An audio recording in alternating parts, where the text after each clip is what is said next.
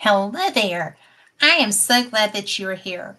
I had not planned on doing a show tonight, and then I thought I kind of have to do a show tonight because I have been spending a lot of time on Three Eye Atlas because I think it's really an interesting thing, and I'm actually fascinated by it. I've been following this for several weeks, like a lot of people have, and I I'm very excited. I have a Dobsonian telescope, a big one, and I'm really excited that I'm going to have a chance to be able to see this for myself soon. It's going to be in range. I tried, but I was getting so much light from full moons and everything else that was blowing it out, and I'm not a genius with that yet. It's kind of new to me, so I'll get there. But because I wanted to talk about this, and because I figure y'all are probably tired of people having monologues and just going on about the weather and stuff, I decided that because she doesn't get nearly enough airtime on my network, that I would bring my best friend and co-paranormal investigator who is a methodical researcher who knows nothing about this comet except what she has heard me, go off about. I'm going to lower that a little bit. I look kind of like I'm whoa. But anyway, so Lori Dorsey is she's very analytical, but she's mainly going to be listening to me rant a little bit, maybe. I don't know. We don't know what's going to happen. We never know what's going to happen. So, hello there. I Hello. interrupt. I interrupted your television viewing tonight, didn't I? I'm That's okay. sorry. Paranormal content. That's okay. Yeah. Well, you can't have seen them all, or Jack, your grandson, is going to be disappointed when you're not sharing a new experience together. So, I'm That just thinking of that's Jack true. right now. Yeah. Just thinking of Jack. But, Yes. you know, this is something I know that you've been kind of aware that I'm having the best time with this, right? And Yeah. so Oh yes. I love space anomalies. I really do. I love Mhm. paranormal anomalies. And, as evidenced by, my friend back here. But I'm really very interested in this because we have seen no, we've seen nothing as far as interstellar objects for as long, and we've had men on the moon, we've had satellites up there, we've had spyware up there, we've had um, things that are looking for the death asteroids, right? And Hmm. trying to develop ways to not have them show up and Right. or how to deal with them if they do. We have had astronauts who have come forward and discussed seeing craft while they were on their missions. And it's pretty clear that there's stuff out there, whether this would be it or not. Would you go with that? Oh yeah. Oh yeah. I mean, I. because we had an experience where you were actually kind of stalked. You were by yourself Yep. between groups of Hmm. people, and somebody was walking behind you. Yes. Actually, you were not between groups of people. The people had gone past you, and I was still up on that hill and saw you walking by yourself and thought, oh, that's not good. And, Right. you know, came down not knowing And I then was probably, Christine. Yeah, yeah, and Christine took that picture, and you mm-hmm, noticed it. I didn't.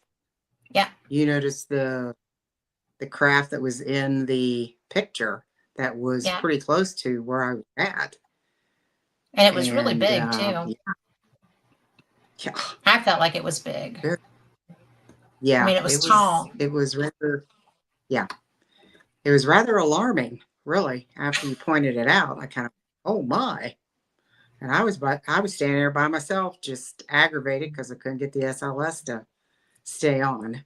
It Yeah, just kept shutting off, maybe that and was a warning system.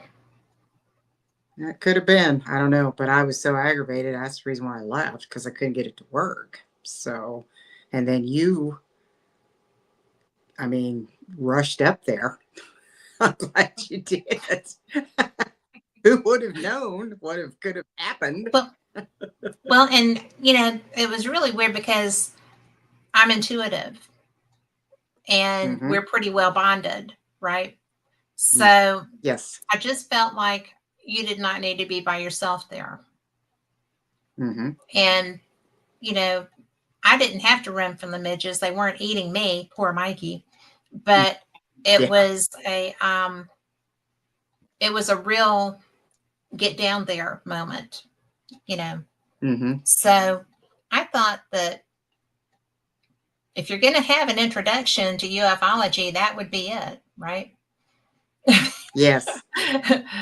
Beam me up was what was almost happening. So I'm pretty sure It of that seemed like it. anyway.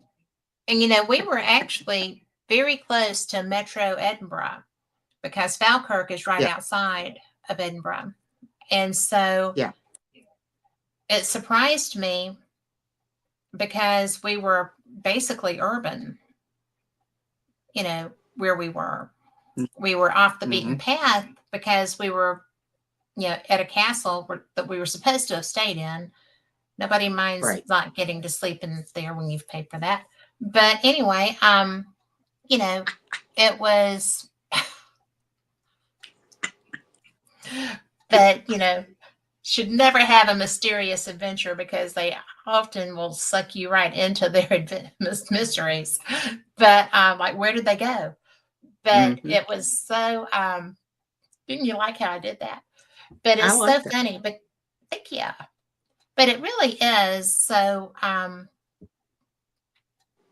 bizarre because you're the most feet on the ground, methodical, sometimes annoying for somebody like me, and I'm very annoying for somebody like you, and yet we still make it work, right? Great friendship. Yeah. But but we are very different people. Oh yeah. And this is and I know that I feel like you've probably been surprised sometimes by the focus that I give to ufology because one of the very first, in fact, it may be the very first event that I was credentialed for. I Mm-hmm. wasn't doing fate, I was just paranormal experienced. And I applied for credentials to the very first Alien Con Right. and got them. I mean, Mm. oh my God, I'm going to California. Oh my God, I'm going to meet all these people and I don't have any idea what to do. So, because David really likes the Ancient Aliens program.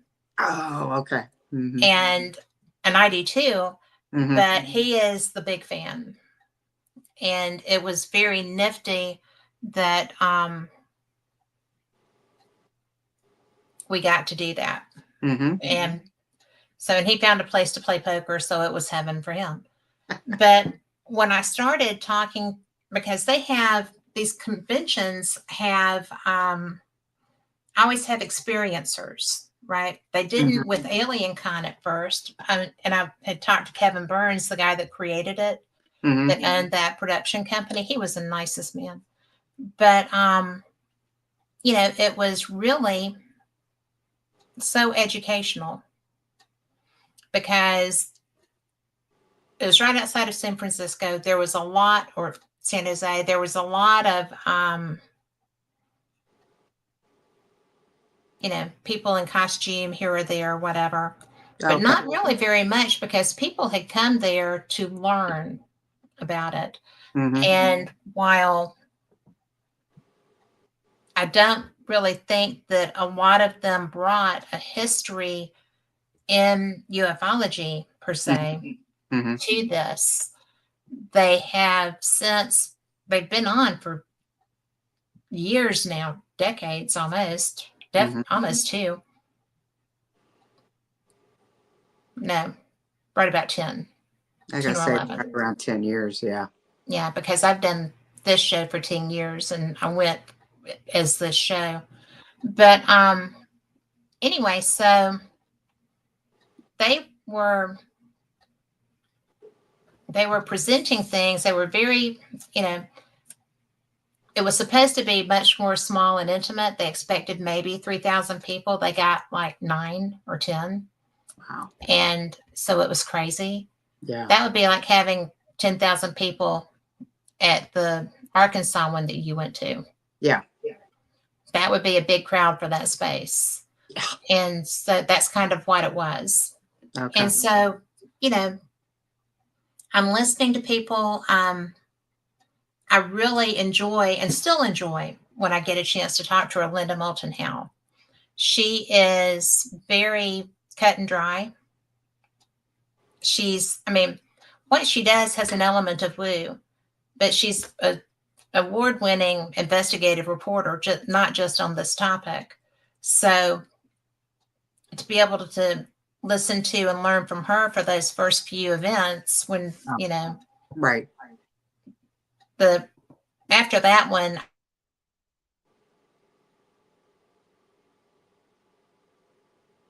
so I decided that I would rather start looking at some other ones, not because I don't like Ancient Aliens, but because there's so many out there. right.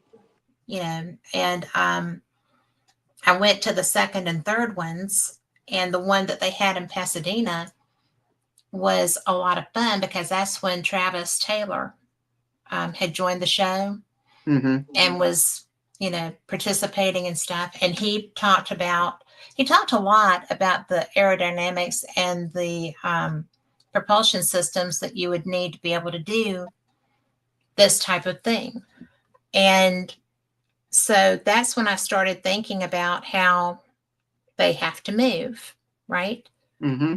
And how they actually move. I've seen them. I didn't always know that's what I was seeing. But hey Joey, it's nice to see you there. But it was so it was interesting. And that was where I pissed him off the first time. And you know, that's an old story. And he seems to have gotten over it to a degree. And we're thank you. Victor Schamberger invented the propulsion system. So there you go. But you know, I've talked to engineers. I'm a member of the Scientific Coalition on UAP Studies, and I get exposed to a lot of the science doing that. And I just have to give a huge shout out to them for bringing somebody like me into their group, because it was really an honor. I mean, I've been media there for some time now, but because of my interest in the topic Mm-hmm. and my research in the topic, you know, that's why it was suggested that I submit an application. So I was like, why, yes, I will. But you know, I've been to like the several years of that annual meeting, and I've learned so very much. I think that one of the things that amazes me, not everybody is very inclusive. This group is really made up of a lot of rocket scientists and amazing engineers, and they work in fields that boggle my mind. My husband's all about it, but you know, I'm just kind of like, okay, but they're there to educate and to help each other understand how something can happen. You know, I know that you've heard me interview Lala Bright and Bob McGuire, and I met them through that program, through that organization. That's where you know, Travis is also a member of that. Mark D'Antonio is a founding member of that group. Mm-hmm. And so a lot of my friends you know, Yeah. are involved in that, and they know that I've worked very hard to learn this stuff.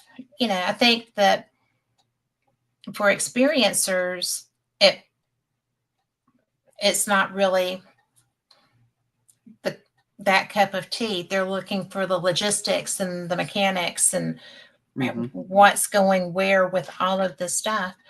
And Contact in the Desert, um, the UFO Congress that I went to in Phoenix that time, Hmm. the you know, so many of these are experiencer based. That's the UFO Congress is where I met Calvin Parker, the man that was in outside of Biloxi, Mississippi, in Pascagoula, and I Hmm. think his case was called the Pascagoula Incident. But his experience, and I swear to goodness, I don't always assume that somebody is telling me the truth. Right. I just don't. But I knew that man was, because the the the occupants of that craft, they kind of look like the Michelin Man, Hmm. okay, with claw hands. And when I was hearing this, because I heard him speak first, and then because he and his wife were the only people there that sound like me, we had a lot of meals together. Okay. So, and I loved him. I love his wife, you know, good people. And he's passed away fairly recently, but good people, great people. Hmm. And so it was when I learned that people don't have just little green men show up like Al, you Hmm. know, there's um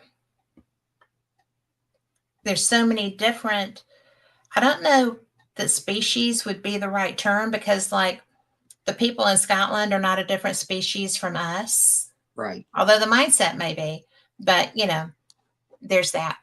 But it's not a species, it's a region or nationality. And I think probably there's, just because they look different doesn't mean that they are all that different. Hmm. So I, when I was listening to the presentation today, I've really been following this because I like Ivy Loeb. I think that he really is a brilliant scientist. He's Hmm. not somebody that's a lightweight in his field. I mean, he created the Galileo project. He's his CV reads like, you know, Hmm. just amazing things. And, he is at Harvard, so he's no slack there either. And when I was reading today on Facebook, and that's the reason I did this show, I wasn't going to do a show tonight. I was going to do a rerun because I recorded my show Sunday. I don't know if it went live or not, but it's recorded. So, yeah, I was going to run that. And I just thought, you know what? I'm seeing this man who just happens to come out and say something different, um, slammed all over Facebook like he is some imbecile. And I was just like, that's not cool. You Hmm. know, that's just not cool. So I went online, and I just thought, you know what? I am absolutely not thrilled with this. And he deserves much better statements than, you know, what I'm seeing. Hmm. And, I've seen him in a lot of different scenarios. Hmm. And I've seen a lot of people talking about him. Um, and I thought, you know what? this is a guy that people have really put on a pedestal for years and years and years. And he's smart. He's not an idiot. Yeah. He is interested and interesting.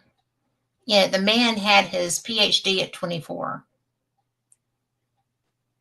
My dad took 10 years to write his dissertation to get his PhD. You know, he he he is he led the first international project supported by Strategic Defense Initiative. So somebody trusts him. Mm-hmm. You know, he was a long-term member of the Institute for Advanced Study at Princeton. He's written 9 books.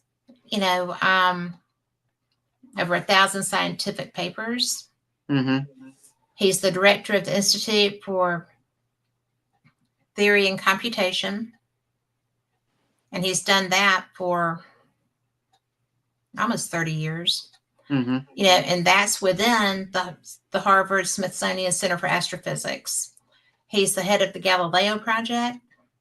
He's been the longest serving chair of Harvard's Department of Astronomy. He is the founding director of their Black Hole Initiative. He's an elected fellow of the American Academy of Arts and Sciences, the American Physical Society, and International Academy of Astronautics. And he's a former member of the President's Council of Advisors on Science and Technology. So, you know, he's a former chair of the Board on Physics and Astronomy of the National Academies.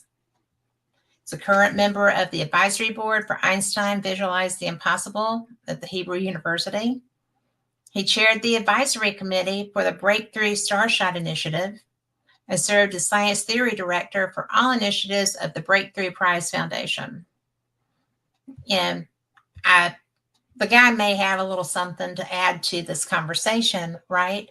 Yeah. You know, his latest TED Talk was among the 10 most popular TED Talks of 2024. I get blown away when I read a CV like that. Mm-hmm. You know, he's participated with textbooks. He's, you know, how did the first stars and galaxies form?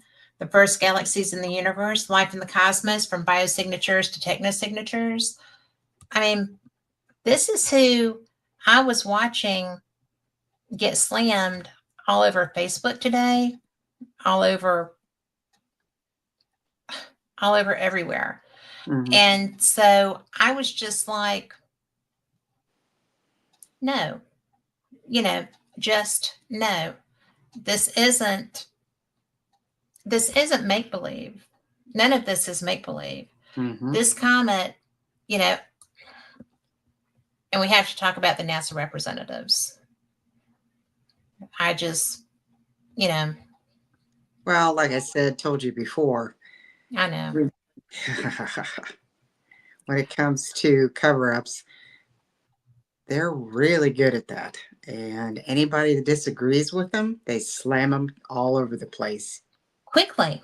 Very, very quickly. And yeah. You know, it's very annoying. Yes. Very annoying.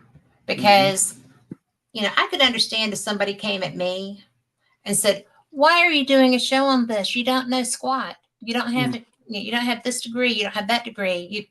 Yeah. And every time I talk about this, I'm like, I'm a radio show host. Mm-hmm. I'm not an astrophysicist. I'm not a rocket scientist. I don't design propulsion systems. I understand when something is being bizarre. Mm-hmm. And I also have a really great BS meter. Yeah. So, you know, that's one of the joys of having the skill set I do have. Mm-hmm. So, you know. Well, you just sit back and watch. And you sit back and you watch and you see the ones that lose their minds and who's paying their paycheck. Bingo. So, yeah. Who stands to lose face if we have something that's real out there and they didn't know it. Mm-hmm. Always step back and follow the money. What's happening? Why is one person threatening all these other people. So yeah, it's the same old that they always do, you know. So you But have it to doesn't make it easier to swallow. no, but you have to do your own research. You have to be an independent thinker. You can't go with whatever's thrown at you. You have to dig. I mean, Yeah. that's the one thing I've learned through the years. You have to dig. You have to check Yeah. other sources other than what they're throwing at you, saying, now look here, but don't look over there type Yeah. thing. And The you have, shiny object. yeah, you just have to. And even though it can be a pain, that's the only way you really learn what's happening. I mean, And that's seriously. what gets me in trouble sometimes. Well, we both. Well, it's really interesting because Fate Magazine, which I'm a representative for, I'm the host of their radio show too. Right. And I'm very proud of that. But Fate Magazine has been in publication since, I would say 1947. I think it was 1946, but the original first cover was Kenneth Arnold's story where he saw the flying saucers. That's why they're called saucers, because he said that they look like saucers. Right. Um, but you know, there's been a lot of stuff. Fate gets a reputation sometimes for being kind of woo, but there's a lot of stuff in there that's not. Mm-hmm. And you know, well, in this instance, I have to do it. This is the brand new issue of Fate. It just came out. And by the way, it's all color and you can get your own. But it does cover a lot of stuff. And my Mm-hmm. kingdom for my glasses. Here we go. But I don't even know.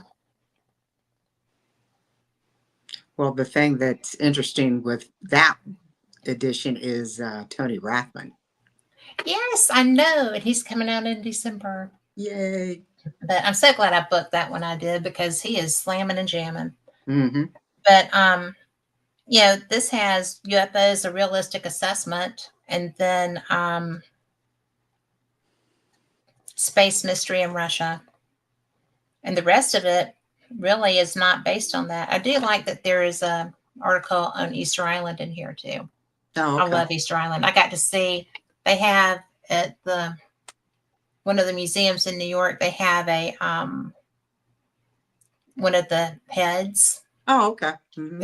I don't think it's a real one of the heads from Easter Mm-hmm. Island, but I walked around the corner and was really wowed by it. And then it just completely lost its place because when I walked around the next corner, it was Story Night. Van Gogh's Story Night was on display right there in front of God and everybody. And I was just like, so big tears because it was like a dream come true to see it. Oh, yeah. The book that I have in my hand, that is Fate Magazine. And the cover story was written by Stevie Tombstone. And it's about skinwalkers. And I find that very interesting. I don't know. Skinwalkers and Skinwalker Ranch are two different things. Mm-hmm. So, Yeah. Skinwalker Ranch, back in the day, I think did have these because I read a book many moons ago written by a young man named Ryan Skinner. And I don't even know him. I'm assuming he's still out there. I see his name every so often. But I read his book that he wrote about that when he was an adolescent and used to sneak onto the property because he had heard that there was weird stuff there. And he Didn't he get almost I was gonna say, didn't he get the almost scared out of the jeebers out of him? a couple of times, in fact, because he was trespassing. And Mm-hmm. hey, Tom McNicholas, but we're talking about skinwalkers right now, Tom, but in Skinwalker Ranch. But when Ryan Skinner wrote that book and I was reading it, I was like, what were you thinking? Oh my God. because honest to goodness, the house that the people there lived in, I thought it was hyperbole, but apparently it's true that they had closets that locked from the inside. They would lock themselves in when it got too weird Mm-hmm. inside their house. They would go into seek shelter. Yeah. But he actually recounted in his book several times of being, you know, he would leave his little, he started when he was just driving a mini bike and then he moved on to a truck. And when, he would get chased and by something. Mm-hmm. And I was like, oh, whatever. Right. It's a Mm-hmm. good, scary book, but which I don't really like. So I really was trying to learn about this. But yeah. Um, I found him at some point, Facebook started because this was before Facebook. Facebook started and I found him on Facebook. And I was like, are you who wrote that book? And he Mm-hmm. was like, I am. I said, was that real? He was like, it was. I don't do that anymore. I was like, oh, they must have gotten too close at one point. But this was a young man that grew up basically just down the road. So Mm-hmm. hi Joey. It is, right? Have you been there, Joey? Joey said he's familiar with Skinwalker Ranch. Oh, So okay. I'm curious as to whether he's been. But I think that there are things that we don't know about. Mm-hmm. There are things that we can't understand, right? Especially You know, there.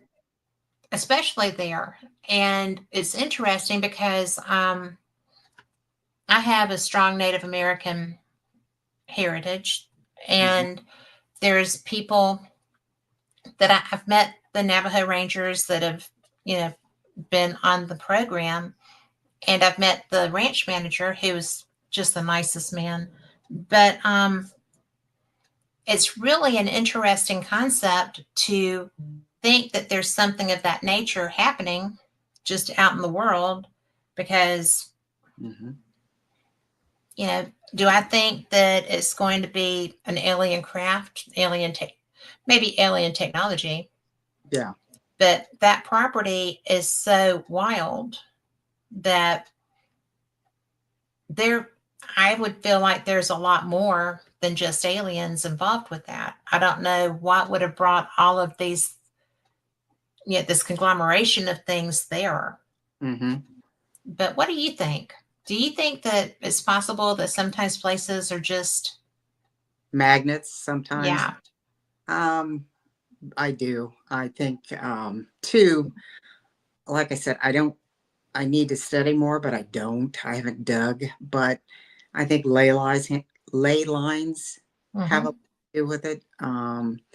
But with that Skinwalker Ranch, since they've been doing that, they've gotten away from the shapeshifters and have basically, like zoned in on, yeah, you know, there's something under the rocks in there, the mesa, the mesa.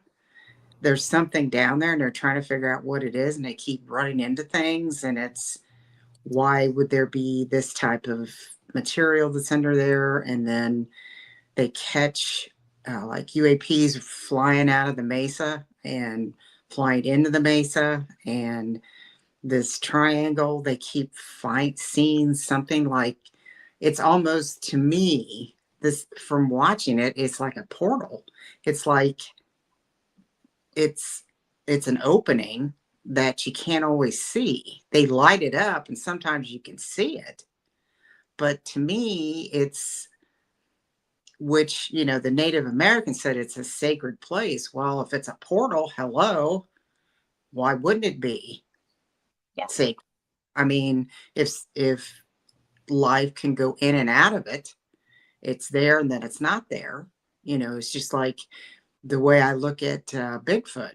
They're there and then they're not. It's like they're inter, beings that can flash in and out. Is there an explanation? No. You just have to either believe it or you don't believe it, or you go out there and experience it yourself. But I don't think I'd Would want. prefer not to. Yeah, you know. And that's now, I can't really say that. Okay. Because if somebody called me and said, all right, Kat, It's your time. it's your turn. If it was Jim Morris, the manager, I would do that Hmm. because I feel like he's very, yeah, matter of fact, just do this, just do that. And I would Hmm. trust him. Right. Um, would I stay out there? I might. If I had walls. If I had walls, I would stay out there. Yeah. You're not a camper. I am not a camper. My idea of roughing it is in the lobby of a Holiday Inn. But and you know that's right. But I just feel like I do feel like it's maybe a perfect storm scenario Hmm. because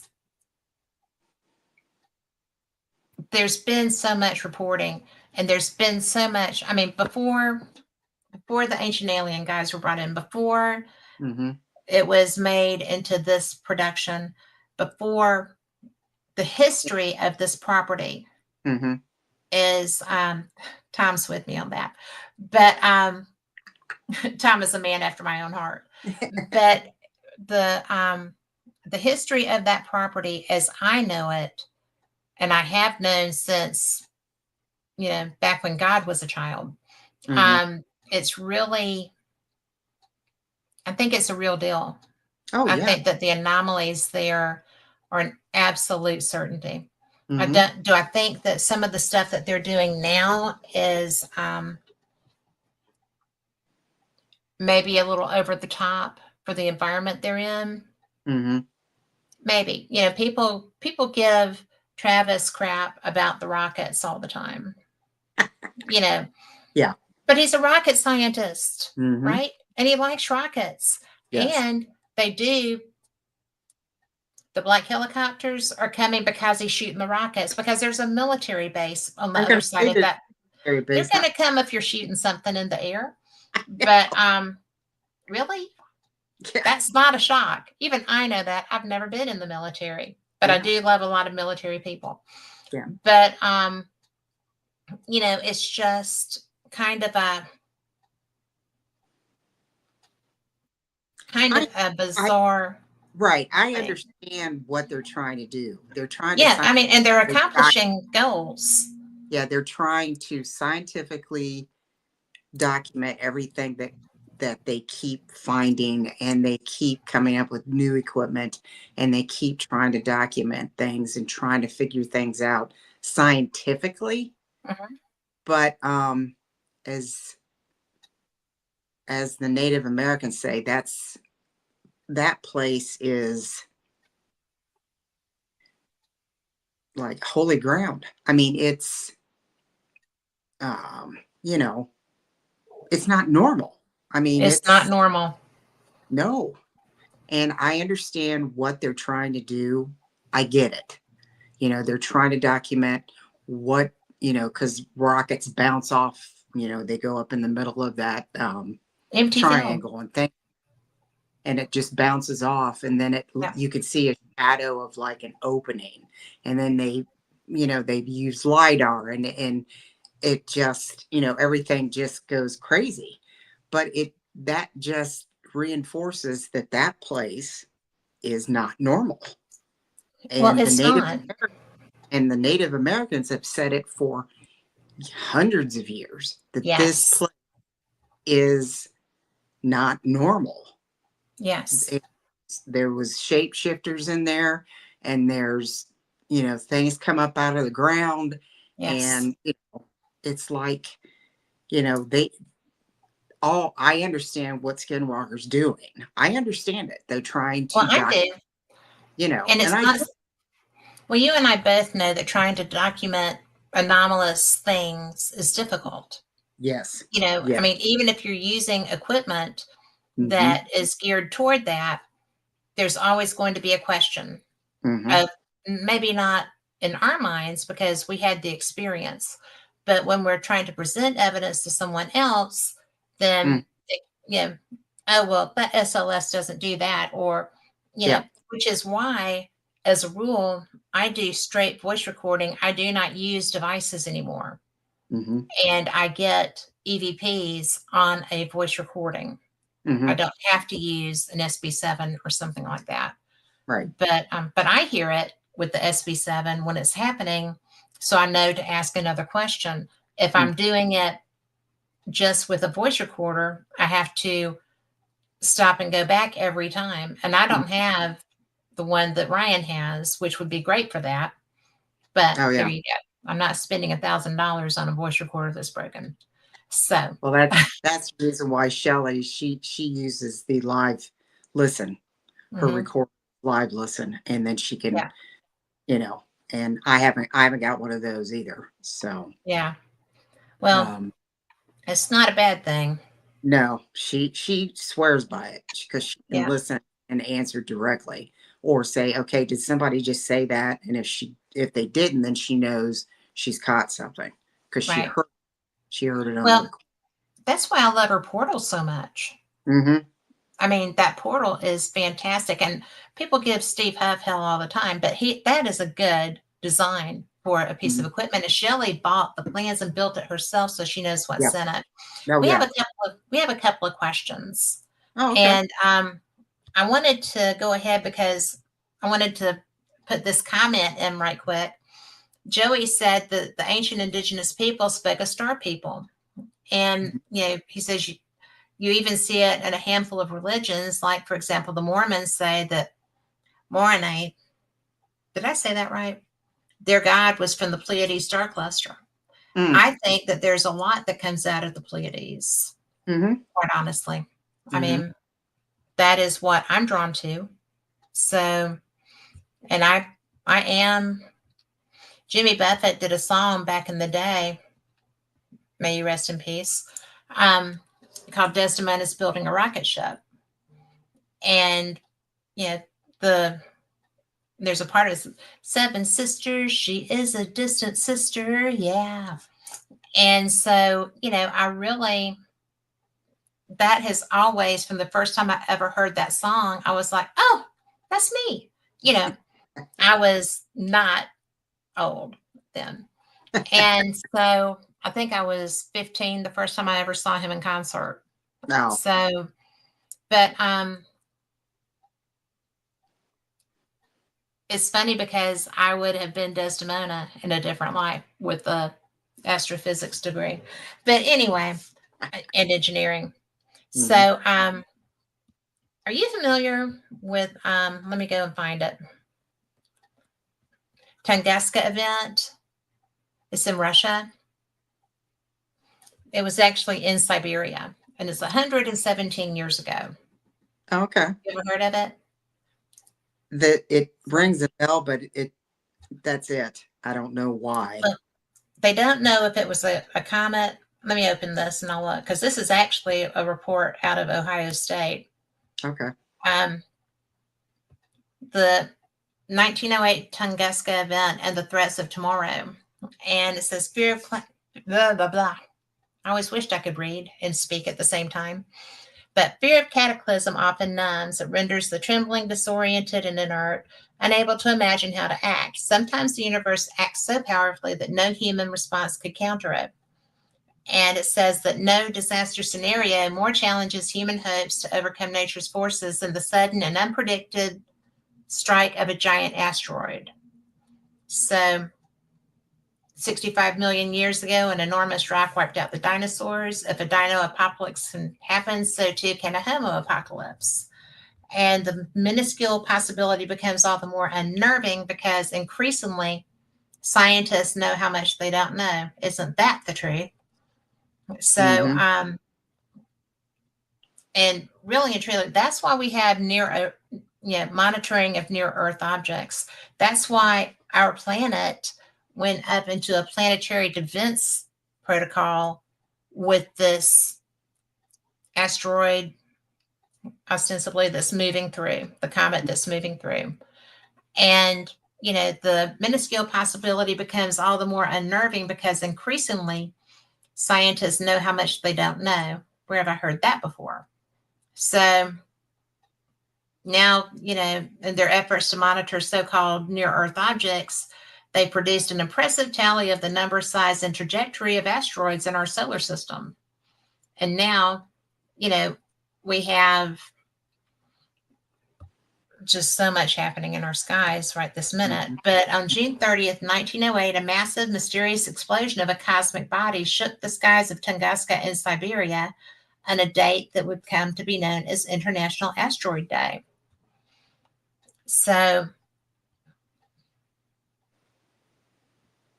this it says a massive explosion occurred near the stony Tunguska River that morning. The blast punched a hole equal to thousands of fat men and little boys, the weapons that the U.S. used on Nagasaki and Hiroshima. Mm. It scorched, it doesn't say the actual area size, but it scorched and flattened forest in a radial pattern over a territory surpassing the girth of Great Smoky Mountains National Park. Luminous clouds throughout much of Eurasia and beyond brightened night surrounding the event. So, and their primary researcher just initially saw it for the first time in 1927. And so that's what, almost 20 years to the day after. And his quote is, "I still cannot sort out my chaotic impression of this excursion. From our observation point, no sign of forest can be seen, for everything has been devastated and burned, and around the edge of this dead area, young 20-year-old forest growth has moved forward furiously, seeking sunshine and life. One has an uncanny feeling when one sees thick, giant trees snapped across like twigs and their tops hurled meters away to the south. This belt of growth surrounds the burnt area. And beyond it is the taiga, the endless, mighty taiga, for which terrestrial fires and winds hold no terrors." So that would be the river. Mm-hmm. But, that's what people were trying to avoid. And,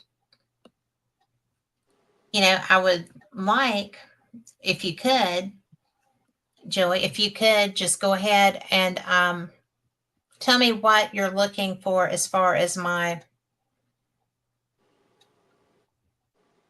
interest. Do I think that we were possibly facing that again?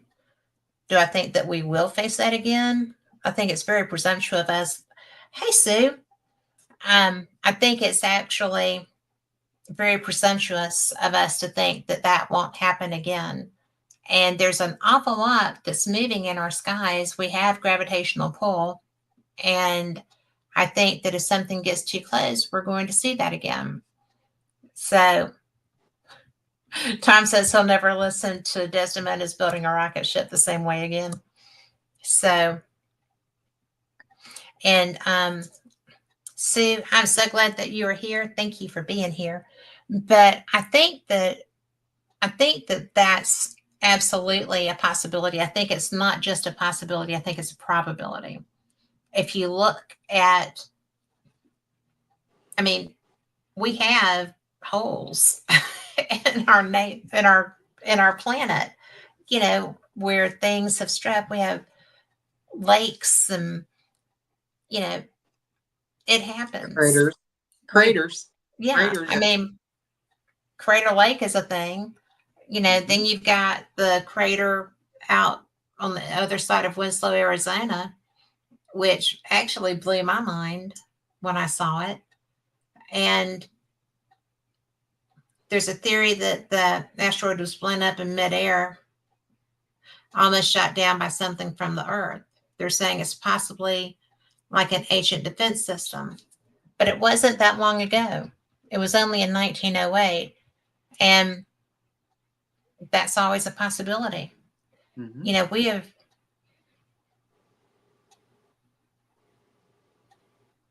strange spear-shaped domes on the ground.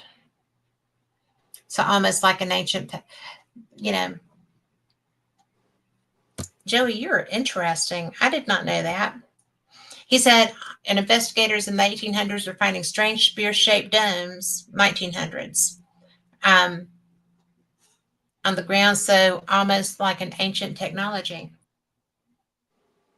I was unaware of that. That's Well, pretty interesting.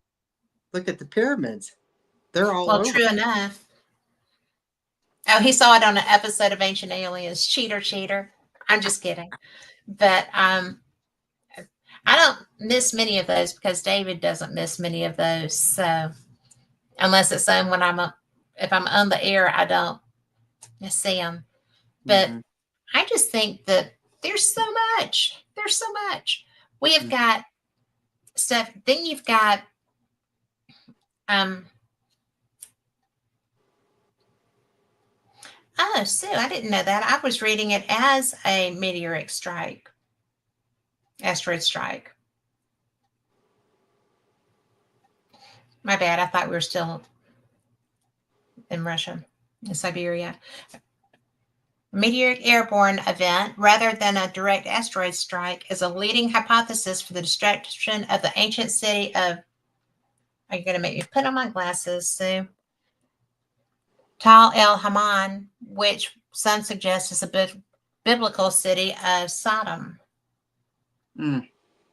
which did get destroyed. Hmm.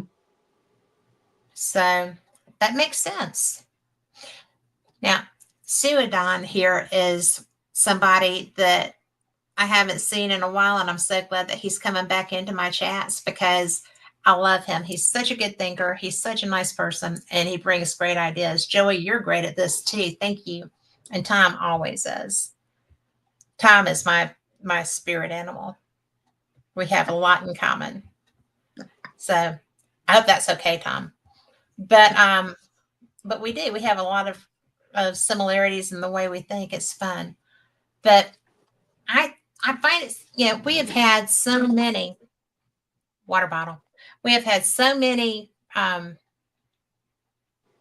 things happen to our Hmm. planet. Oh And yeah. to date, none of them has been survivable. Right. So, you know, the full submersion thing probably was not good if you weren't in the ark. But even with cataclysmic events, cataclysmic strikes, you know, nature finds a way. Hmm. And do I want to feel like my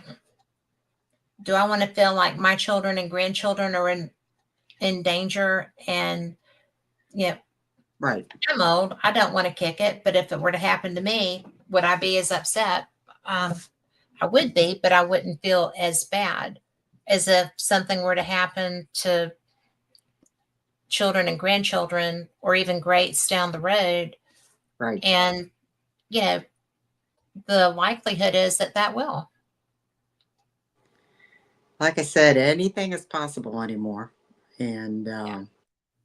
you just got to take a step back and watch and see what's going on, because Well, it's pretty amazing if you step back and look and read and search and see what's happening. But you have to be careful because you can't live your life in fear constantly. no. And there's a lot of people that do, and that's sad. I mean, they get scared and, look at this and look what they're saying and look what's happening and see there's aliens coming down. They're going to, this and Eat that. And, me. Yeah. you know, I love the ones that are going to eat you, right? I mean, But they'd have a they'd have a feast on me. Good Lord. I could, well, it's really, to me, it's tragic that these events have occurred, but I don't think it's unexpected because we are in a just our solar system. mm-hmm, We have stuff all the time, and I've been talking about this, three eye axis. It's we have been physically in space since the 50s. We have been physically able to be in space that long. Mm-hmm. We have been monitoring space for longer than that. We Yep. have had, you know, Galileo. I mean, we're talking, we've been watching space forever. It mesmerizes us as a species. It's something that, you know, it affects our whimsy, our fear, our excitement, our awe. And, you know, never, I think, has it been more on display than in the past couple of months that we don't know jack squat about what's out there. Nope. We have been monitoring space forever. Since 2017, after millennia of not seeing anything, since 2017, we have had 3 Mm-hmm. interstellar objects after never seeing them come through here before. That we know of. Our well, I'm serious. I mean, this is since 2017, Mm-hmm. 8 years. That right? That's right. Mm-hmm. 8 years. And, you know, all of a sudden they're coming through like a subway stop. Mm-hmm. And why? You know, why? Somebody asked me, who was that I was talking to? Phyllis. It was like, well, you know, probably they're just, you know, they're just passing through. Maybe it's the Anunnaki that, you know, just patrol, just not regularly in their mind, might not be regularly in our mind, you know. Right. Right. But we've had the capability to pick these out of what's coming around us. We actually implemented our planetary protection plan with this one. Mm-hmm. To my knowledge, we haven't done that Mm-hmm. That we know of. that we know of. That's why I question everything, because Yep. it's like, okay, what haven't you told us? Because Hmm. everything was such a secret for what, since the 40s? Easily. What haven't you told us? You Hmm. the out of the blue, these, since 2017 we're seeing this. Come on. Yeah. What haven't you told us? Yeah. What have you kept under wraps now? You know, what has traveled through here that you guys didn't care to tell us about because you didn't want to freak us out because of the War of the Worlds? Look what Yeah. happened there. I'm People telling you, that were, was the test. mm-hmm. And you've And heard me say that. We have mm-hmm. talked about that. Yeah, We flunked. and that's We why failed. I think other things have come through, but they Yes. won't tell us. Yes. They're just now, 2017, they think that we've been exposed to it enough that we won't freak out like we did back then. Yeah. So I'm thinking, okay, don't sit there and blow smoke. Come on, what Yeah. else come through here that you didn't care to tell us about? You Because know? obviously we survived it. Or did we? Are we in an alternate dimension? I mean, there's so many ways that you can go with this stuff Oh if you yeah, really want to. oh yeah. But, You can you go know, down a big rabbit hole. I love rabbit holes. Yeah. So, and I love getting stuck and wandering around in them for a little while. You know, Mm-hmm. it's just a good time. I think Mm-hmm. it's a good time. Mm-hmm. But, you know, it just is so astounding to me that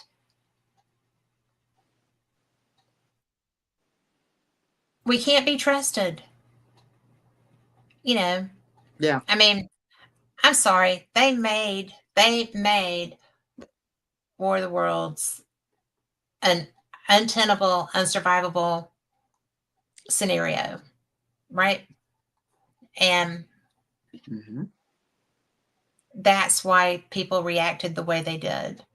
And Orson Welles is was one of the best storytellers in the world. Mm-hmm. I mean, and he reported it. He did apparently a freaking A job on that, Mm-hmm. And, because I'm sorry, I would not have run and jumped out of a window. oh no. But But they had to see what our reaction would be if something, because we both know it's been documented that our government has had interaction with aliens. yes, I mean, they've got it documented. But will they deny it? Hell yeah. They're never going to say, yeah, they were out here on the lawn and we had a chat with them and we came they to had a. them all over the White House. They had craft around the White House, Mm-hmm. But they and always denied it, saying, no, it wasn't. Yeah, it they wasn't. didn't deny it. They couldn't deny it. It was Well, documented. they might It's have. like the LA thing, Well, the Battle of LA. they just say, I was just, this or that. You Thank you, really Joey. see it, it's. So, like I said, what else has come through here? Yeah. And Because, Joey put the date. It was 1952. Joey put the date for me in there. okay. So it was, to me, that was just the. I didn't believe that was real. The White House thing, Oh, because I've for so long you hear people. Well, what do they have to do? Land on the White House lawn? they Well, have. no, they just had to bust the credenzas, right? I mean, not the credenzas, the walkarounds. Mm-hmm. My brain just lost it. But I'm sitting there and I'm looking at that,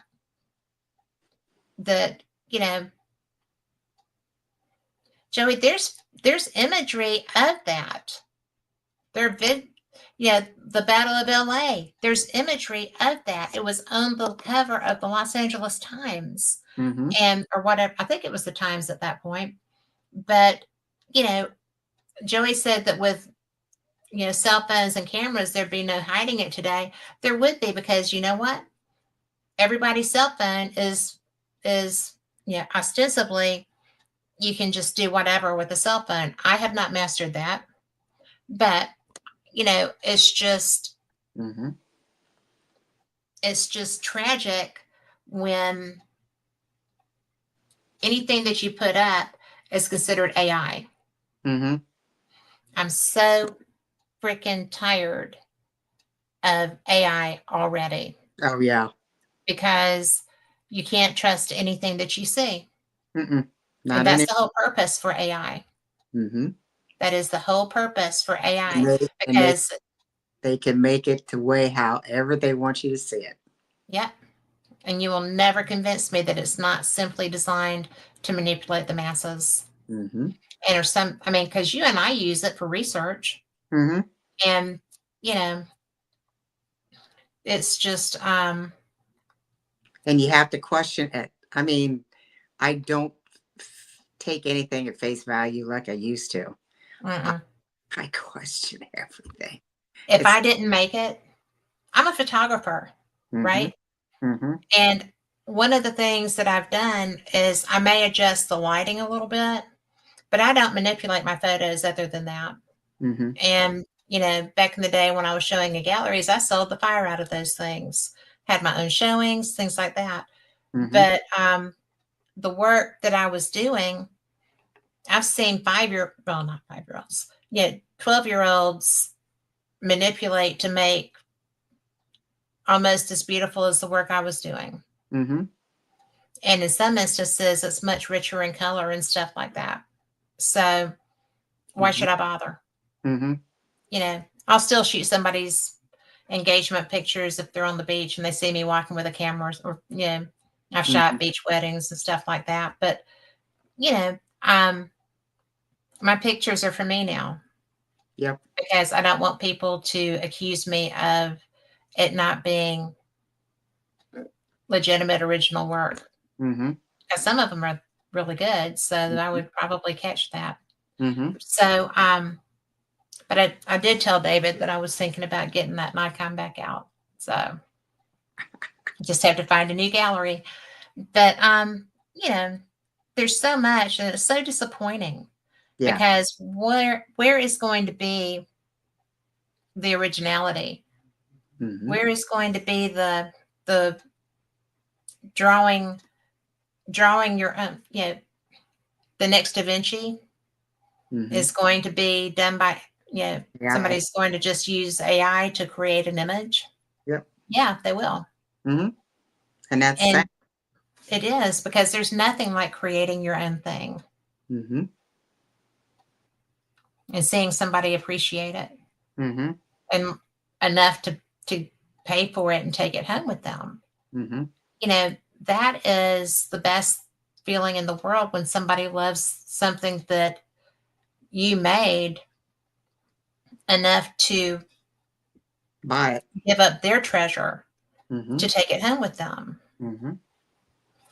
Yeah. And um, Joey also said, also now with credible people coming forward, like Air Force pilots, retired government, saying this stuff is real and people still don't want to believe.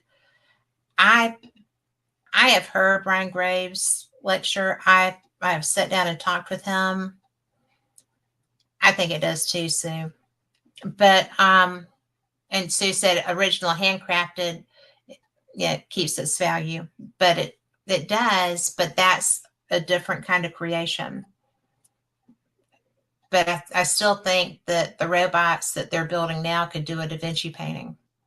Oh yeah. I think Big that time. creating stuff like that is going to become obsolete, which is tragic. Mm-hmm. It really is. But you know, I just think that the whole time, one of the reasons I was out fighting the light with my Dobsonian telescope was because I wanted to be able to see for myself. I knew where it was supposed to be. I knew where I wanted to look. And I was like, ah, it was a full moon. It was everything happening. And I had so much light in my telescope, I could not see what Mm-hmm. I was looking for. I was great with the little, you know, because it's got a little targeting scope on the top of it to help you Mm-hmm. with location. I could see it fine with that. So I'm going to go buy a kid's telescope at Walmart and put it out on my deck and use it Use for the that. same magnification, but you know, Yeah. not really a kid's. But you know, I want to see it for myself because I don't necessarily trust that there's really something there, Mm-hmm. which is Well, sad. you should never take any. And I hate being like that, but you and I both know that if you take everything at face value, you get misled. Yeah, which is And I tragic. yeah, and I don't I like. think it's tragic. I Mm-hmm. like being, I mean, my dad used to tell me that I was way too old to be that damn naive, right? Because Right. I like to take, I want to be able to take people at face value. I want to be able to, you know, trust Yeah. and have high expectations and have them met, right? I Mm-hmm. want to, and I'm still a lot less cynical than you are, and Rick. You and Rick have that covered for me. Mm-hmm. But when it comes to people sense, I've got both of you beat. So, you know, we all have our own strengths. Mm-hmm. I don't know, Rick's pretty good on people sense too, but sometimes he judges when he shouldn't. Yeah. But, you know, there you go. But But with my background and my sign, my Taurus sign, it takes a lot of study before I trust somebody. yeah. Study, because I don't But trust at face value anymore. There's been yeah, too many times, too many yeah. burns. So I will give you a chance. I will not preface this. I will give people a chance as long as there's not something that's going to be harmful to me possible with that. Mm-hmm. If there is something that can create turmoil for me or mine, you don't get many opportunities to. And I'm an empath, so I can pretty much tell if you're lying. Yeah. And so that happens. But I Mm-hmm. wanted to tell Sue, he's like, glasses again. I should just leave these on. But he said a 6-inch Dobsonian might be just on the edge of what you need to see 3i Atlas. A 10-inch is much more expensive. I have like that. That's how big the end of my telescope is. Did you say that's 6 or 10? I would 6, say that's right? 6. That's more like Yeah, 6. Yeah. that's what I have. And so now I'm going to go out there and have to You measure need to my you telescope. need to be here. Well, no, you don't, because it's all cloudy. You can't see anything. But And if it's you want cold. dark, and if you want dark, it's dark out here. Yeah. Well, I do not have dark here, but I can get with my telescope, I can get past the light. Okay. So Okay. that works. But it's just like, Yeah. So he said 8-inch. That was an 8-inch. Okay. And I've got my manual in the file cabinet behind me, but I'm not going to get it out right now.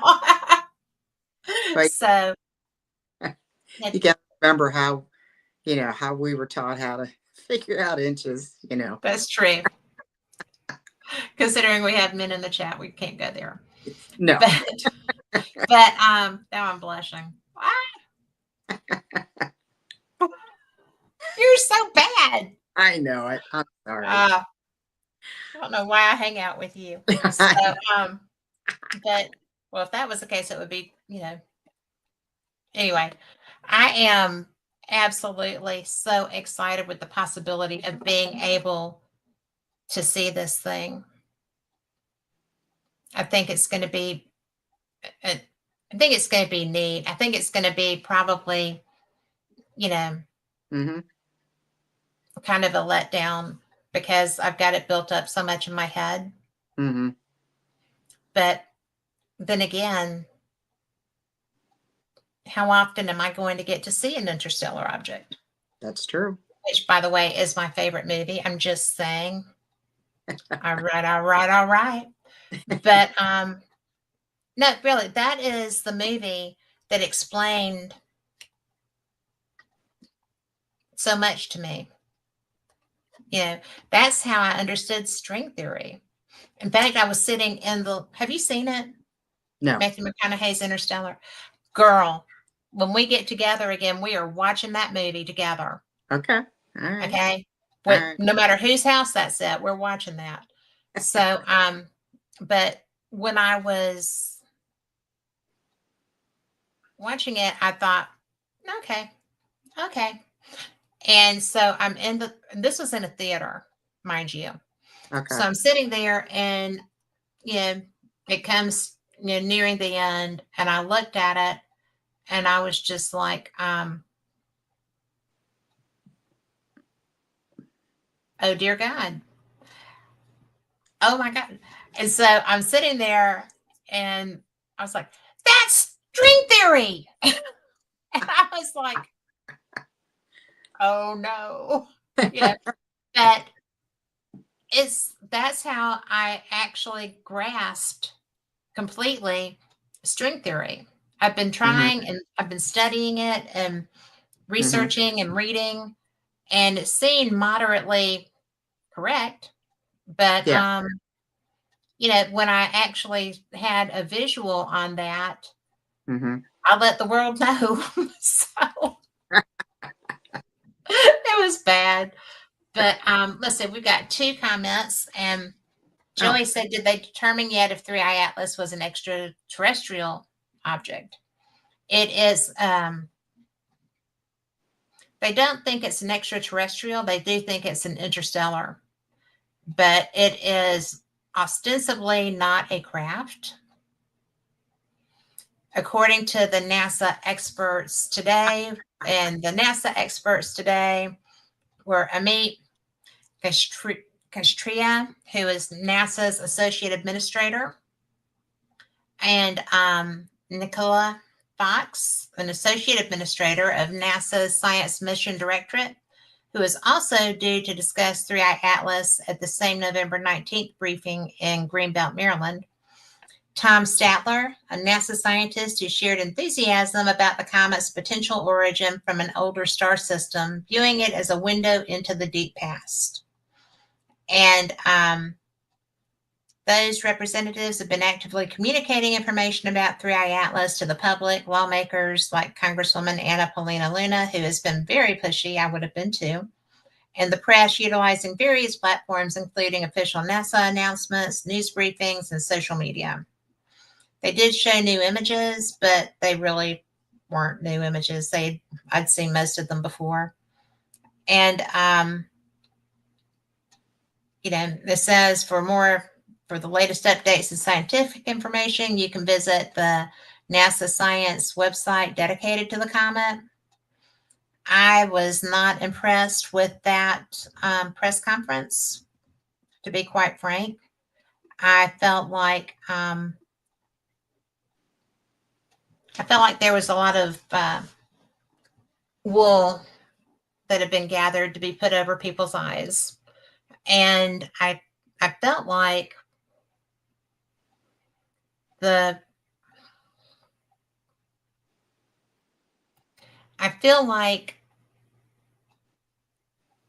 truth is out there, but it's not politically correct.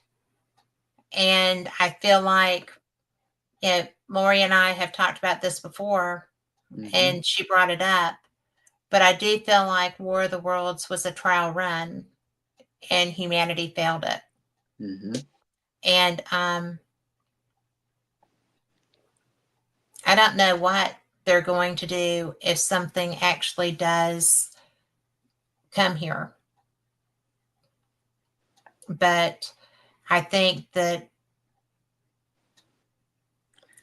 going to come a time that something shows up that we don't have the capacity to stop. Yeah. And I think that's going to be an interesting day. Yeah. I don't know if it's going to be in my lifetime. I feel like it is, but I'm old. So, yeah, me too. And Sue but I also hear the BS meter's going off with NASA to me. Yeah. Well, it does a lot. Meter, it's just like, come on, we're not in the 50s anymore, Bubba. We can reason things out. Yeah. So that's why I'm thinking, oh, come on. Really? You're trying to say that this isn't something that can be manipulated and is driving itself all over the place, just hazardly? Come on. Yeah. Well, I mean, I'm sorry. I do understand. I did the whole detailed thing about, the coma and the sun heating it up and creating the steam, which does the burst, which does do a thrust propulsion kind of thing for a little bit. And I know that. I understand that. But it's doing things besides that.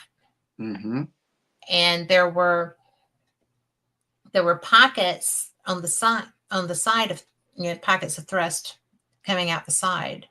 And that was different from the steam and dust that was being blown out. So I just think it's interesting. And Joey said maybe NASA is withholding information to avoid panic. I think that's definitely something. And it may be to be, avoiding panic in their organization too, because if they come out and say that this is intelligent, Mm-hmm. what's going to happen next? Mm-hmm. You know, if they have television where they're coming from and they're getting our old signals at the slow motion rate, right? Mm-hmm. Then they're probably still on the cowboy and Indian movies. And those did not put us in a good light. So No kidding. that's, you know, our history with that is not good. Mm-mm. I wouldn't want to approach a civilization like us in that circumstance. Mm-hmm. So I really think probably if they've been watching any of our reporting of late, they probably lock the doors as they go by. So Mm-hmm. there's that too. So, but I do think that panic would be their first concern. You know, Mm-hmm. nothing that Abby Loeb has said was terrifying. You know, even if it's another being, Mm-hmm. you know, another category, it's not horrible. None of the, I mean, he has not stated that there's anything to be afraid of. But I just think, you know, I just think that I think it's a interesting take on if this really is, you know, alien, which, you know, even NPR said it doesn't need to be alien to deserve a closer look. Mm-hmm. And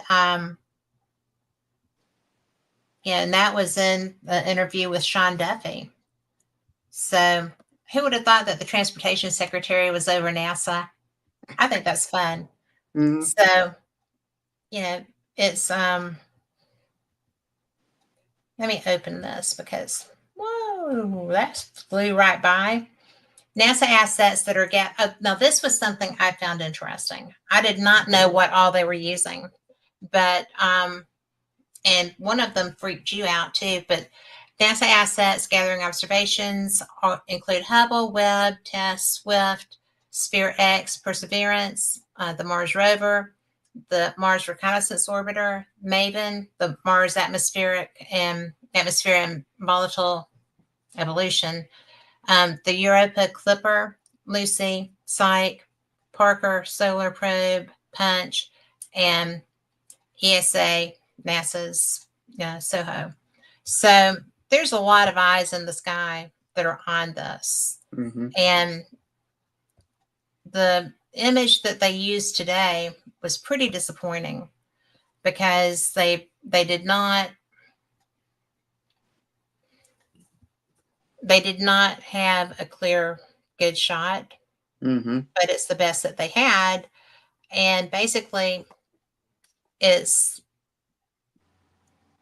a round ball that's in a round cone with, you know, the light tailing off behind it. Because that's the image they want you to think that it is. That's not the image a lot of us have been seeing I know, but that's the. from private viewers. Mm-hmm. And some of what I've seen is so obviously AI generated. Mm-hmm. You know, like it's a Battlestar Galactica era, long cigar shaped, Mm-hmm. you know, something with lumpiness all over it. Mm-hmm. Always a possibility, I guess. Mm-hmm. But again, AI. Yeah. What can you trust? What can you What not? can you, yeah, what can you trust that they post? Just like the one I saw, I don't know if it was AI, but they said they were showing images from Mars of this three-eye atlas or whatever it's called. Right. It was a ship. It was showing a ship. But I'm thinking, okay, now everything else that we've been seeing doesn't, you know, is this AI generated? I mean, is somebody trying to manipulate our thoughts of what this thing is? You know, Yes.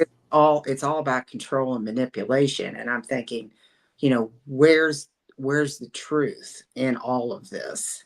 You know, Yeah. where is this at? And you know, who's trying to cover up what? Why? Why are you Yeah. trying? Why can't you just put it out there? Are you that either freaked out about it, or you really have no clue of what you're looking at? I think it's the latter. Mm-hmm. And Sue said it looks like it's breaking up. And, Sue, it was supposed to have already done so. It should have done that as it was when it was closer to the sun and it was really getting the tail building up. But something that was interesting, I think it was Saturday or Sunday. It's probably Monday when I was reading this, but it had, thrust coming over the top of it. Like it was not where it was supposed to be. And so it's really, it's really interesting. Yeah, I've got the pictures, Sue, but that that is just that's not the I don't think that's breaking up. There's still a good core there. And it is losing some of the stuff, but in fact they said today that it had not broken up and they expected it to. So I don't know. Mm-hmm. I thought, like I said, I thought that when it was getting the tail, that was supposed to be prior to it breaking up. It's not going to break up much. It is too large, but I think it's so cool. Mm-hmm. Oh And yeah. I really wish they would show us the actual imagery. Mm-hmm. Because you know, with the eyes in the sky that they've got to have a heck of a picture, and they just either are afraid to show it, or there's more in there that they don't want released. Well, I think, the one that you saw that was the elongated with the carving looking stuff, that was a Japanese photo. Mm-hmm. And I might not trust China's imagery. Mm-hmm. How can you not trust Japan's? They're the masters of lenscraft. They are brilliant Mm-hmm. and they're pretty straight up. Granted, What? they probably still have a grudge against us, but not against the rest of the world. Yeah. So, and you know, I might have a grudge against us if I was them, Yeah. but if they hadn't, Yeah. been so badass, then Yeah. they were badass. Yeah. But, you know, it's really so bizarre. And it's also so bizarre because after that press conference, I'm not kidding. I was on one of the AI Atlas, um, 3 iAtlas sites, Mm-hmm. and the vitriolic attacks on, you know, Abby Loeb were stupid. Mm-hmm. I'm like, why are you mad? Yeah. Well, he said that it was probably, you know, a craft. Well, nobody said it wasn't. Yeah. Nobody knows if it is or not. Mm-hmm. I mean, seriously, is it behaving like a comet now? Ostensibly, Mm-hmm. was it behaving like a comet four Before? days ago? No. Nobody thought it was behaving like a comet 4 days ago. No. That's why they put up the defense, Mm-hmm. the planetary defense. And, you know, I just think that why are you mad?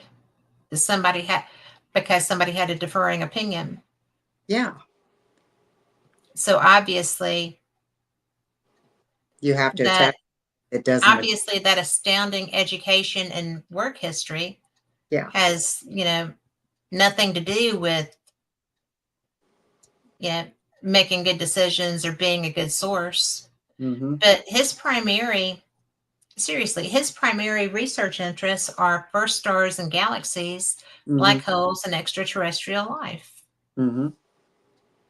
So he's no dumbbell. Oh, So please. He is so far from being a dumbbell. He has mm-hmm. been awarded so many things. He is internationally and globally respected and appreciated. Mm-hmm. Like I He's said, if it differs from what they want the narrative to read, they will attack him. I mean, that's just how things go nowadays. If you don't follow their narrative, whoever is in charge, then you are the bad person and you need to be shut up. Yeah. I mean, that's just step back and look. I mean, they're doing that in everything, under every circumstance. And I mean, you're talking to an educated man that knows more about space than probably most of the rest of the NASA scientists know.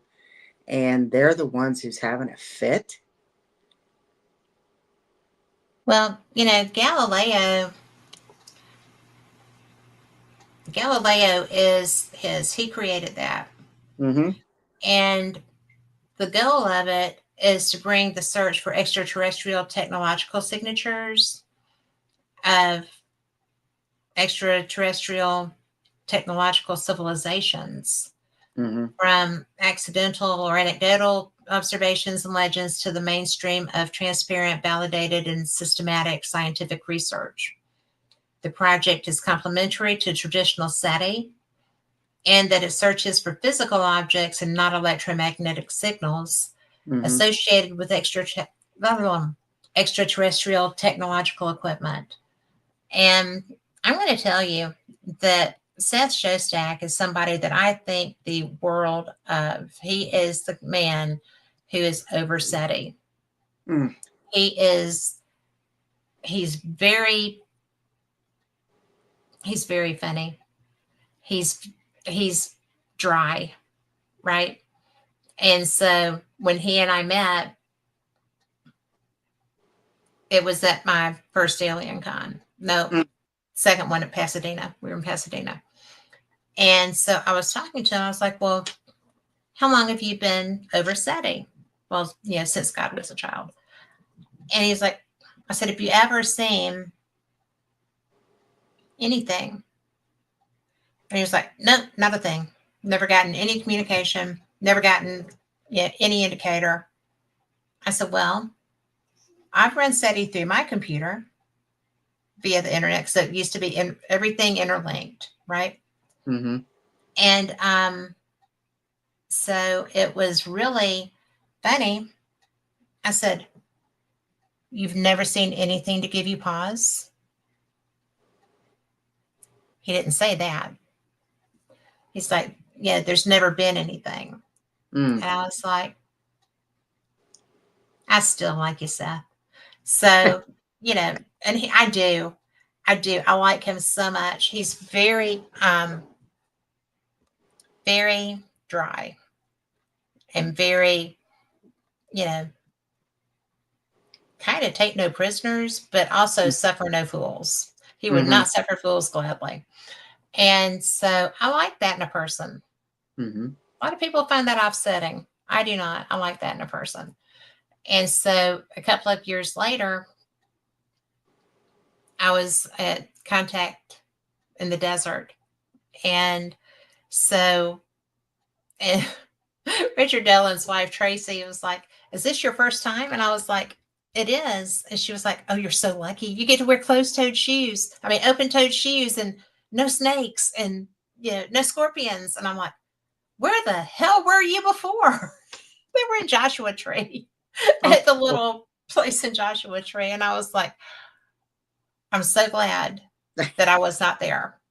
because the first time I saw a snake would have been my last time to go to the desert. So, but yeah, she was like, "This is heaven." I was like, "I'll buy that. I believe you're right." But it's so fun because there's so much camaraderie when you go to these events. People are just so nice, Mm-hmm. and it's really, I've been so blessed to be able to do these things. But you know, I saw Seth again. We were actually seated together for dinner. He and his wife and I were all part of the same table. And I said, "Still nothing." And he was like, "Nope, nothing." And I was like, "Well, damn, that's disappointing." But I said, "Would you come on if I were to call you for an interview?" He said, "I would come talk to you." I was like, "Well, then I'm going to do that because I would like to have his input on Mm-hmm. the things happening now, because it will be the party line, but only because that's what he would really believe." Mm-hmm. So I would like to know, because this thing is putting out radio signals. Mm-hmm. It is. It is transmitting in some shape, form, or fashion. Okay. So boy, my hands look big when I do that. Ooh, big hands. But it's so funny because gotcha. But it's just, I would love to use theirs too, Joey. But it just blows my mind that this man is trying to tell me that over 30, 40 years there's been nothing. Don't Really? buy it. No. Don't buy it. Mm-mm. And I like him. I don't care if that's his truth. I'm okay with that. But Mm-hmm. I don't see that as being feasible. I don't. Mm-hmm. Because even if you're just getting a signal, um, just a random signal, because there is stuff, there is sound in space. Mm-hmm. And, you know, there has to be something. Mm-hmm. It's not So, just a vacuum. It's not just a giant vacuum. There's noise. contrary to belief. Yeah. Yeah. There's noise. There's signal. There's something. Well, And right now there's a rock ostensibly that's putting out radio signal. mhm. So it's like So, you can keep blowing smoke, but the longer it goes, the more educated we are. We're not cavemen anymore. We do comprehend and understand stuff. You although know, I do still like a good steak. true. That's true. Me too. I know.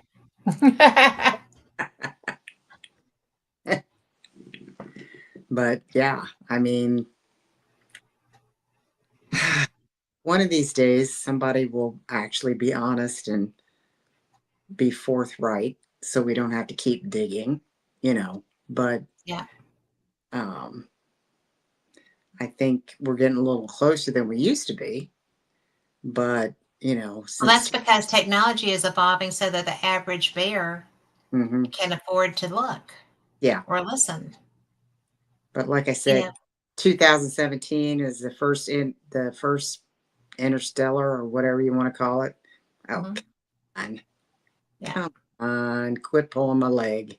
Yeah. There's been more out there you just didn't want to tell us. Yeah.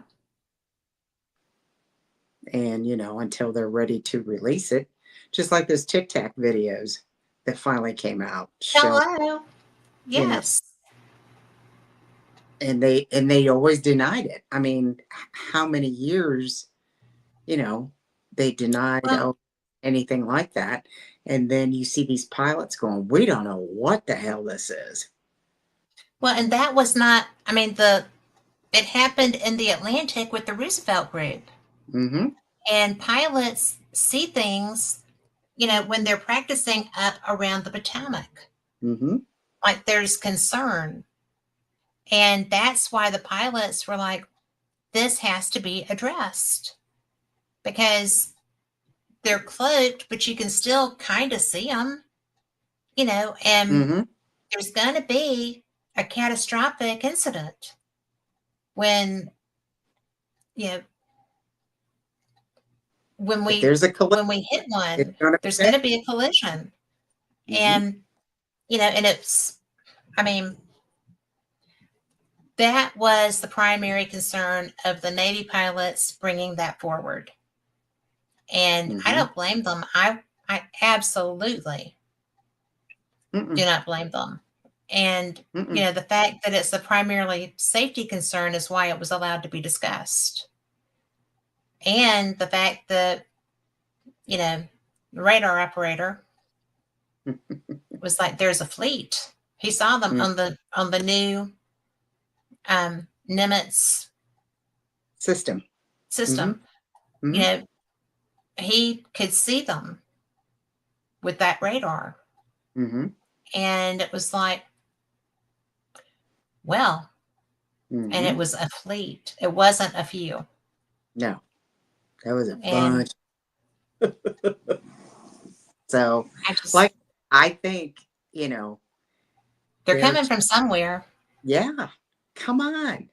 Yeah. I understand you, your excuses, you're protecting us, but, at some point in time, we can catch on or we can figure things out and we do understand things. So, the smoke screen has got to go away one of these days, no matter what, because Yeah. you've let too much out. Too much has been let out of the bag. Well, You know, it's like if you have a fleet of those, yeah. where do they come from? Mm-hmm. Where did this fleet, where is this fleet space? Mm-hmm. And that's something I've never heard addressed. And Nope. I talk to people about that all the time, and Mm-hmm. I've never heard that addressed. Nope. So, you know, there would have to be something, a Death Star out there behind Mars somewhere or something. I mean, Yeah. who knows? But we Yeah. don't know because nobody talks about it. No. If But they're not gonna tell you because mm-mm. And they're they're still acting like it was only the two of them. yeah. It's like And actually, have they owned up to there being two? well, like what was it the stuff that's coming up out of the water? They've got Hello. they've got stuff they've documented a lot of that coming up out of the water and going under the water. Well, there's reports of submariners. You Mm-hmm. know, they'll they call them fast movers when they're underwater, and it goes by them. Mm-hmm. You know, what if somebody makes that left turn at Albuquerque and there you go. Boom. Yeah. You Have know, a and those are nuclear submarines. yeah. I mean, there could be a collision and a really bad collision underwater. I mean, there's so much out there that they keep trying to cover up. Just like the hearings when they were saying about, there was biologicals Yeah, and we're human. No, nobody's touched that since then. no, and it's like, okay, you open up the curtain and then you shut it. It's like, Although Nancy Mace's face was priceless. what? Because somebody actually said it Yeah, and that's on what. record, Yeah, on and record, that. and nothing's happened. Yeah, and nothing's gone on. It's like, okay, we were, open and honest, but that's all you need to know. And it's like, no, there's more to this than just that. Yeah. What aren't you saying? What It, kind of biologicals did they match the ones that were at Roswell? Are they just that tall, or were they, bigger? yeah, Or, yeah, are they grays, or are they, yeah, reptilian? Are they Anunnaki? Are they this? Are they that? hmm Let's see one. yeah, and Let's see it's an like, image of one. yeah, and they just stopped. They confirmed yes, and that was it. They Yeah. confirmed it, but they won't go into detail. And it's like, why? Why can't you Yeah. go? You've already dropped the bomb. Yeah. Don't we know You know, more? that's an excellent point. Why didn't they follow through? Yeah. And what do you, what else are you covering up? You're supposed to be letting us know what's happening, and you're only spoon feeding us what you want us to know. Yeah. To get into real detail, you're not being cooperative. Yep. You're not being open about it. I mean, you sit back and you look and you think, oh, come on, you know. Well, I get really frustrated with them about that. I don't know why my light just went out. It does that sometimes. But you know, oh, I'm going to go blue. Ooh. So you know, I get I get almost angry about the the lack of transparency and those hearings. There were people there who have been involved in this research for decades, Oh, yeah. decades. You know, I'm Mm. sure Jeremy Corbell has been involved all the way through.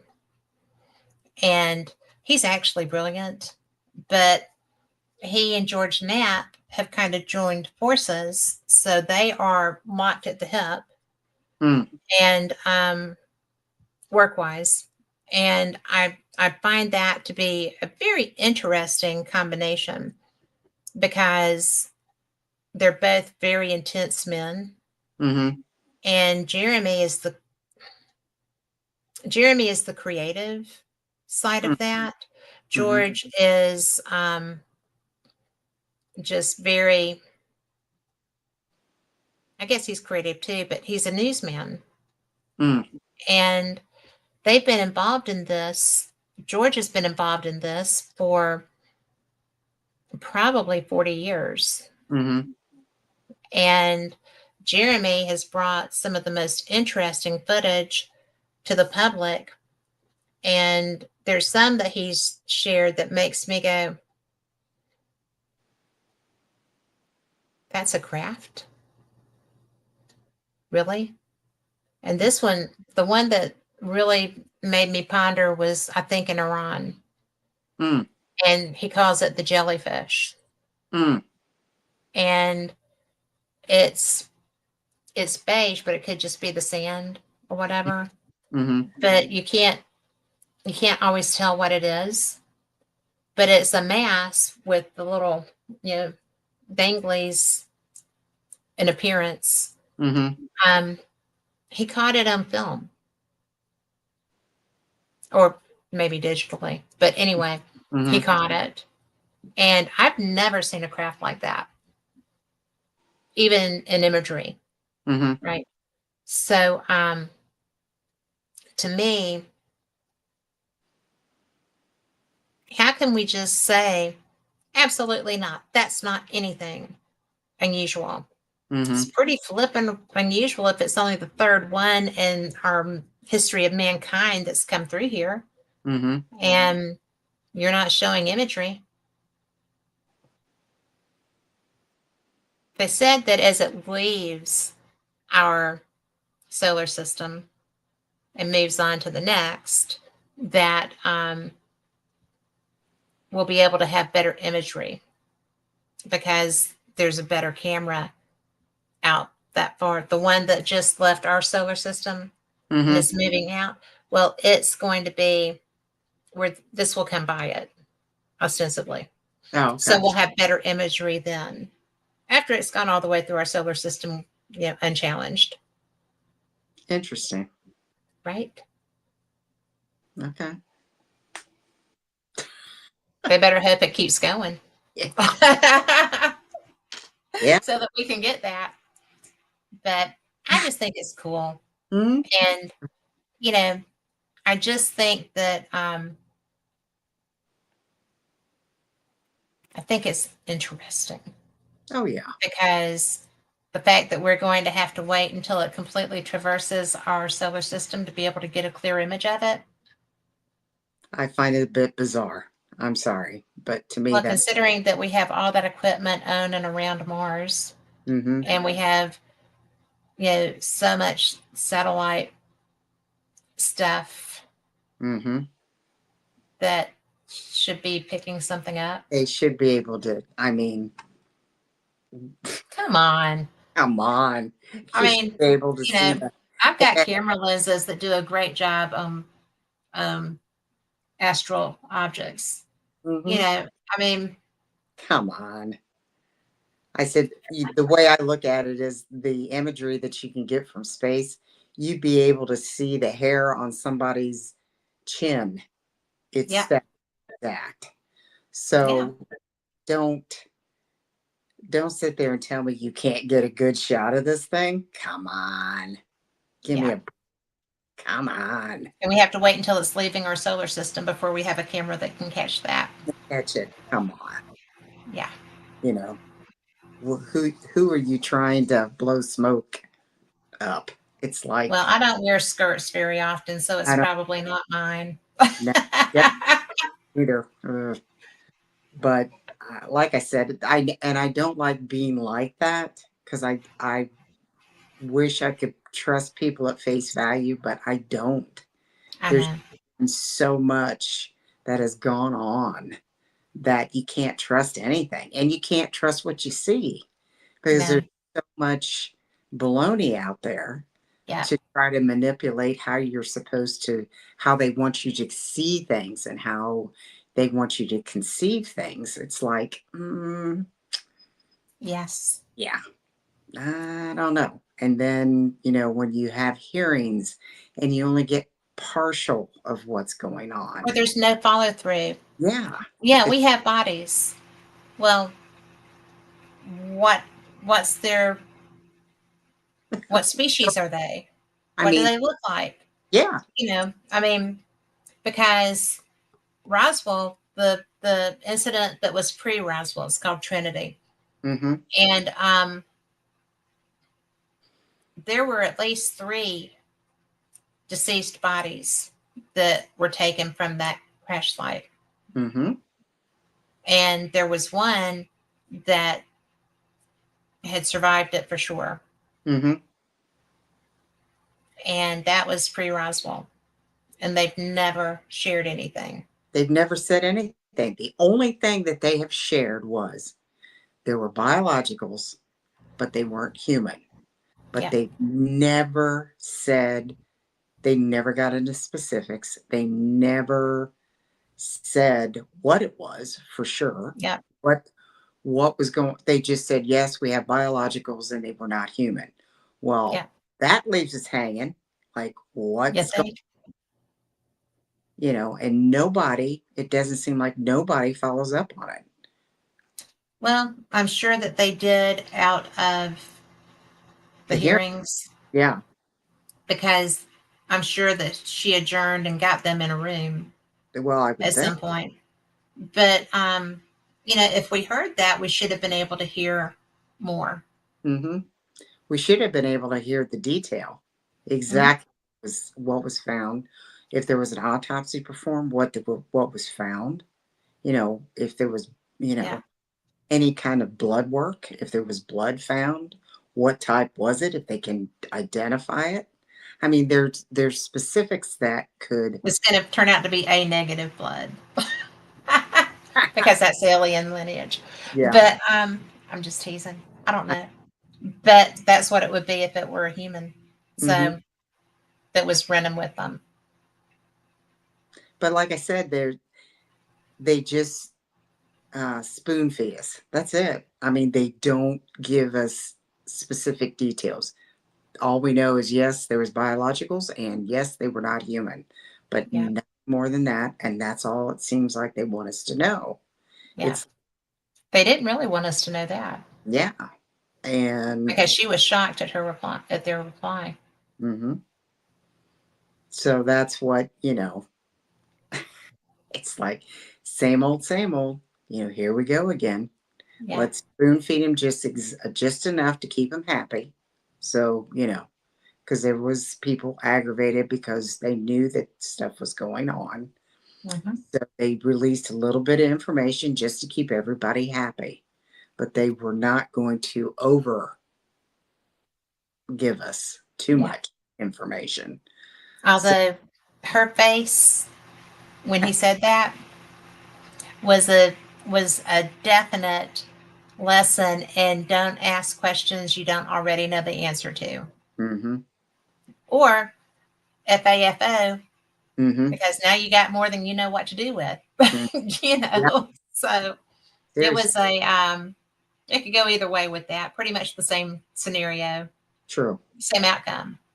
But we are almost out of time, girlfriend. Oh, you're kidding. Okay. No, we've got like 4 minutes left. Oh, okay. Okay. So yeah, I want to thank everybody for the questions in chat. And Sue, I'm so glad to see you.